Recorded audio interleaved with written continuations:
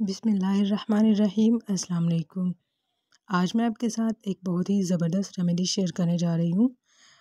जिनकी गर्दनें बहुत ज़्यादा काली होती हैं वो एकदम से वाइट हो जाएंगी।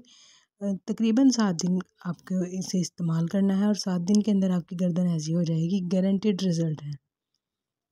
गर्दन का रंग गोरा करने के लिए और ख़ूबसूरत बनाने के लिए आज मैं आपको बहुत ही आसान और बेहतरीन घरेलू टोटका बताऊँगी, जिससे काली से काली गर्दन दूध जैसी सफ़ेद और चमक उठेगी। ये गारंटी के साथ मैं कह रही हूँ। और इसके जो इंग्रेडिएंट्स हैं वो भी बिल्कुल सिंपल हैं, आपके घर में अवेलेबल होते हैं किचन में। इसके लिए चाहिए आपको 1 खाने का चम्मच नमक, 2 खाने का चम्मच बेकिंग सोडा और ऑलिव ऑयल यानी कि जो जैतून का तेल होता है। किसी प्याले में इन तमाम चीज़ों को डालकर अच्छे से मिक्स करना है। जैतून का तेल इतना डालना है कि अच्छा सा पेस्ट बन जाए। फिर इसे गर्दन पर लगाकर चंद मिनट तक मालिश करनी है। 15 मिनट तक पेस्ट को लगा रहने देना है और फिर नीम गर्म पानी से गर्दन को धो लेना है।